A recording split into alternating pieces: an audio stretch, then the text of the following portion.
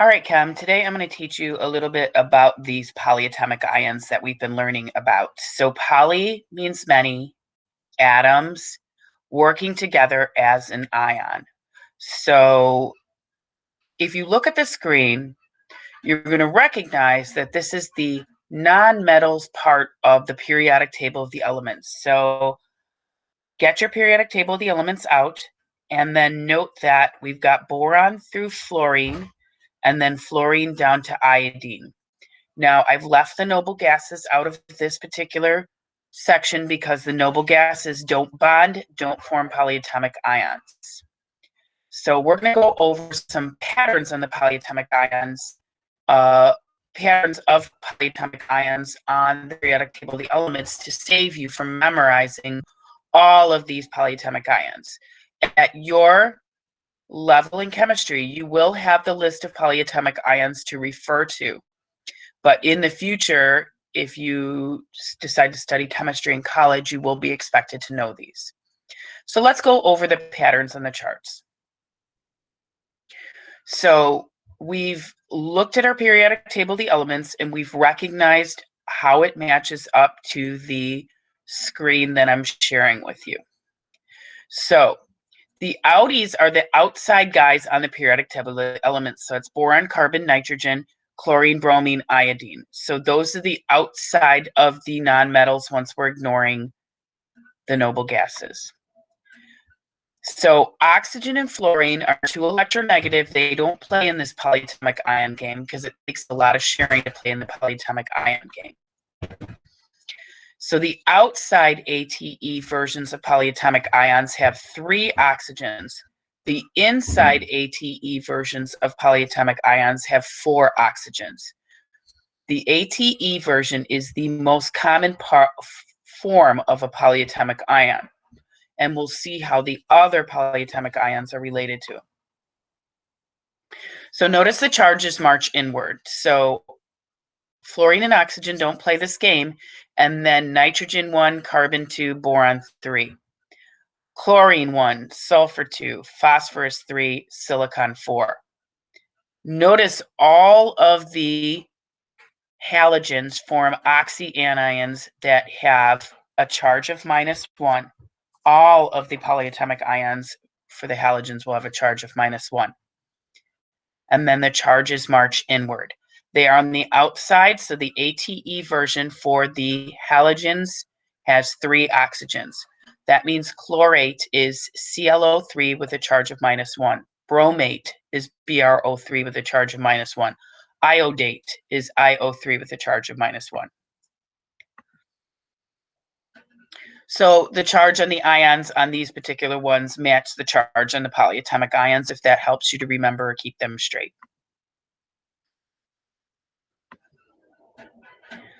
So the way a series works is we can increase the oxygen content, but it does not change the charge. So the charge on the polyatomic ion is going to be the same. If you have 1 more oxygen on a polyatomic ion, it is called per8.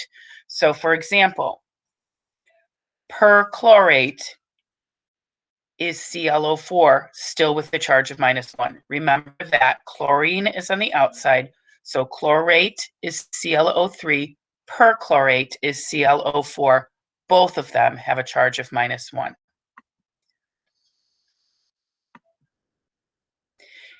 You can also have less oxygens. So the outside ATE versions have 3 oxygens. The inside ATE versions have 4 oxygens. If you reduce that by 1, so for example, let's try carbonate. Carbonate is on the outside, so it would be CO3 -2. Carbonite has 1 less oxygen. The ATE ending is changed to ITE when you have 1 less oxygen. So carbonate is CO2 still with a charge of -2. Sulfite is SO3, still with a charge of -2. If you reduce the oxygen content 1 more time, you put a hypo in front of hypo means we're short of something. So hyponitrite is NO, still with a charge -1. Hypophosphite is 2 less than the ATE version, so PO2 with a charge of -3. So here's how the patterns work. 1 more than the ATE version is perate, 1 less is ite, 2 less is hypoite. So there's a pattern to all of these. Let's find chlorine again, since it's a super common polyatomic ion.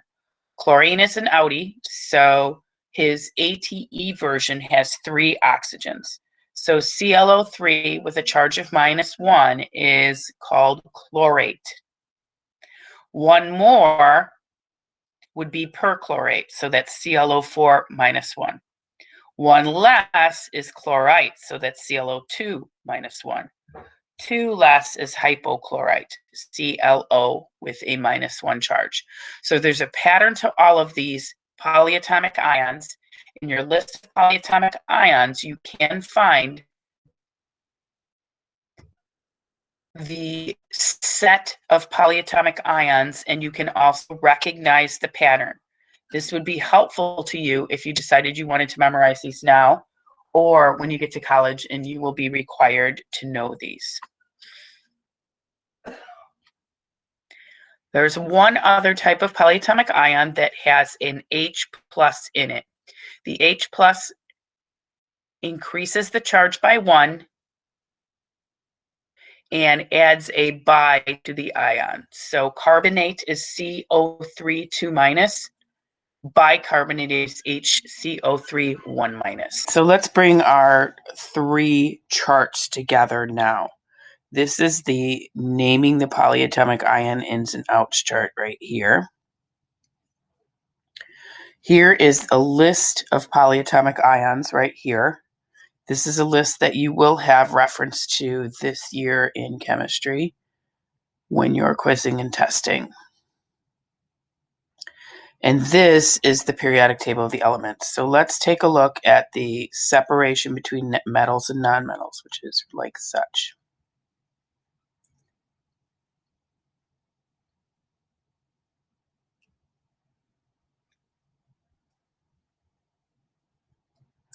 There's our stair step.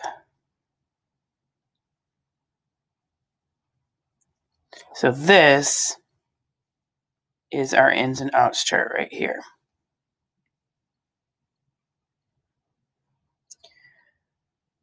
Remember, I didn't include the noble gases because they do not bond.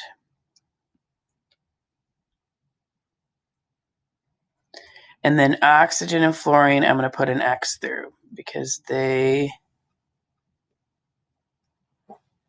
are super electronegative and they're going to be on the tail end and not the beginning of polyatomic ions. So we're talking about polyatomic ions where these are the elements, the nonmetals are the elements in the beginning, and oxygen is the element in the end, and those are called oxyanions. So let's go through the charges. Remember, charges march in -1, -2, -3. All the way across each of these.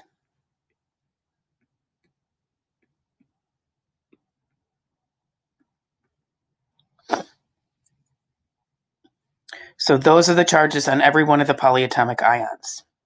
Let's go up here and let's find what we call a series. So you can pick any of these elements. So the elements in the beginning of an oxyanion are going to be nitrogen, carbon, boron, chlorine, sulfur, phosphorus, silicon, bromine, selenium, arsenic, iodine, and this guy right here, he doesn't really hang around that much, so we won't talk about him too much. And then in the end is going to be oxygen. So let's find a series of polyatomic ions. How about right here? How about iodine? That is my series right there that starts with iodine.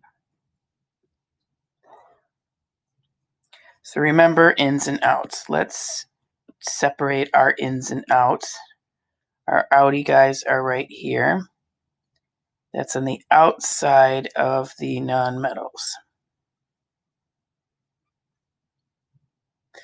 These are the outies. The inside of the nonmetals are these guys right here. So the green guys have 4 oxygens on their ATE version. The yellow guys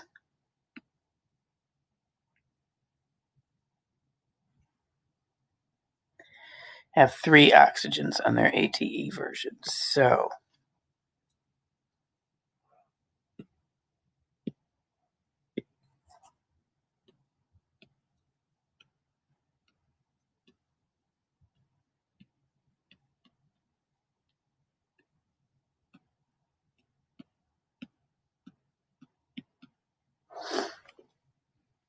So let's just do iodine here, right here. We picked him. He is an outie, so his ATE version has 3 oxygens. He is in the first position, so his charge is -1. So IO3 -1 is iodate.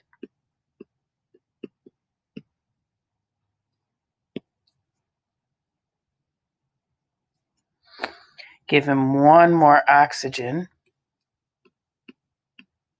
and he becomes per-iodate.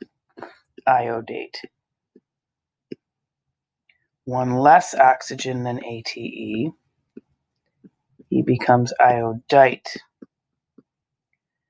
And 2 less oxygens, he becomes hypoiodite.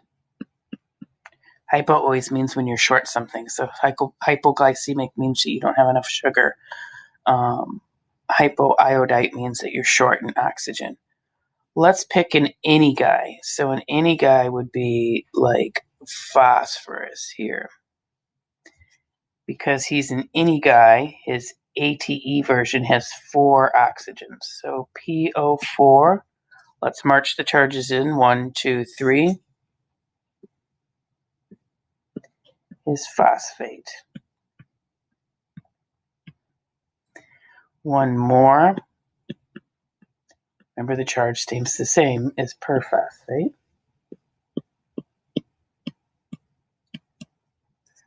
1 less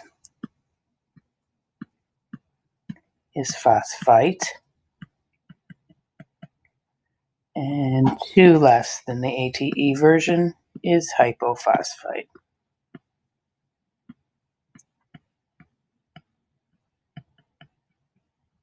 Like such. So that's how you do a series. So this ins and outs chart that I taught you saves you learning 44 polyatomic ions.